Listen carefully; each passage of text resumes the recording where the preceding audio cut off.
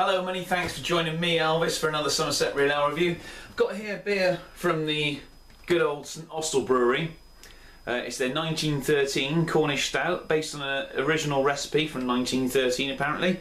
I have read a review online about this beer, a blog, and I won't mention who it is, but the person said that the beer was skunked, being in a clear glass bottle. If you don't know about beers skunking, then look it up, or light strike on a beer, look it up online. I haven't got time to go into it. But basically I thought, well, it does happen with hoppy beers quite often, but I've never had it on a stout because there's not so many hops in it. But I really want to give this a go. I love stouts. I love St Austell Brewery. Fantastic brewery. Their tribute session, well, it's such a good sessionable bitter, and I've sort of, I've kept on drinking. It was one of the first beers I drank tribute, and I still drink it, and I still really enjoy a session on it now. I mean, if anyone's watching this from St Austell Brewery, don't sell out, because that's what makes you really good. Well, obviously having good beers, that helps too. But anyway, this is a 5.2% ABV stout in a brown clear glass 500ml bottle. Hopefully you've managed to read everything that's on the back of the beer. Also, I bought this beer from West Country Ales, westcountryales.co.uk. Be sure to check them out. They've got a great range of beers. Anyway, let's crack this open and see what we get. Bit of a smoky opening there. There's a nice St Austell crown. I haven't got a St Austell glass. Well, I have got a St Austell glass. I've got a Trelawney glass, which is near enough for my liking. I think this may be bottle conditioned. I can see a bit of sediment in the base of the bottle, so I don't tend to worry about the sediment in a beer. But if you don't like it, just be a little bit careful at the end of the pour. But to me, I don't really care. Yeah, there is a bit of sediment in there. Some of St Austell beers are bottle conditioned, so beware of that. Like I say, I don't care. Looks really highly carbonated for a stout. Let's say this is an old recipe, so this could be different. I can see quite a bit of carbonation streaming up. It is jet black. There's a slight orangey tinge at the base, very, very slight. One finger, tan coloured, foamy head. See what it smells like. Well, I can't get any skunk in there at all.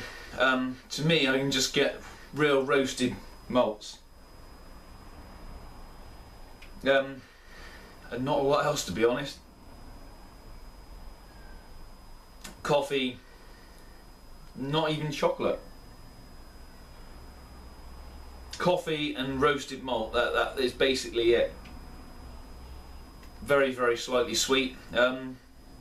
Let's dig in. Cheers, everyone.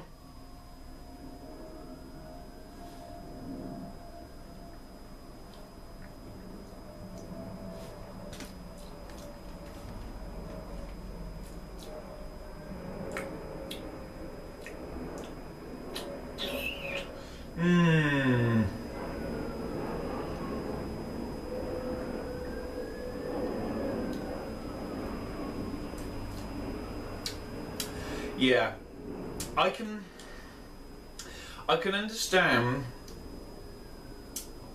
why the person thought it might be skunked, because there's a real,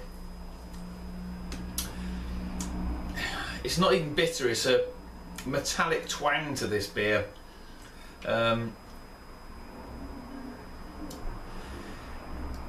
Whether it's pleasant or not, I don't know. I would have to drink a little bit more of it, which I'm not going to do in this review.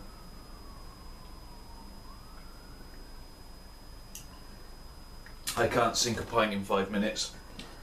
I'm going to pour the sediment in and see if that changes the flavour a little. It's really highly carbonated, which is fine for drinking a stout in the summer, but then I don't mind drinking a good stout in the summer.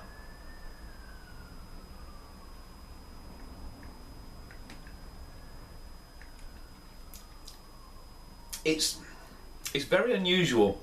It's like a highly carbonated but not highly flavoured beer. Rich and creamy. I wouldn't say it is rich and creamy.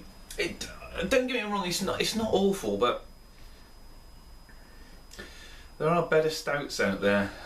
Stout has not been brewed at our brewery since rationing during the Great War restricted the availability of the dark malts used to brew these beers. I won't read all that. There's no... oh, here we go. Colour jet black, aroma bitter chocolate, espresso toasted oats. Taste smooth, full-bodied and roasted. Yeah, I'll go with that. Hops are fuggle. Bitter is 3 out of 5 and sweet is 4 out of 5. It's just that sort of metallic twang you get to it. It kind of would lead you to think there was something off in the beer, which I don't think there is. It's just the way that it's been brewed.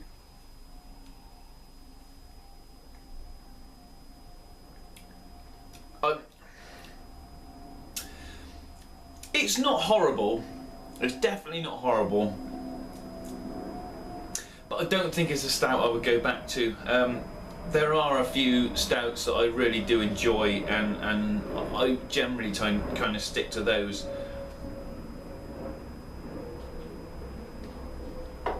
It just has too much carbonation in it for me. I think,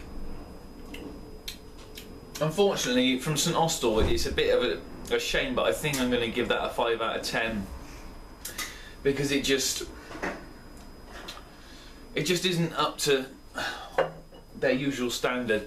It's worth trying, and I'd probably buy it in a bar if I saw it, because you know it's St Austell after all, and you've got to give them a go. But yeah, I mean it's average, so 5 out of 10, which is, you know, is a little bit. I'd be lying if I saying I wasn't a little bit disappointed with it, but so anyway, that's the 1913. Not a lot, not a massive amount of flavour. Bit too highly carbonated. But not skunked, so you know, there you go.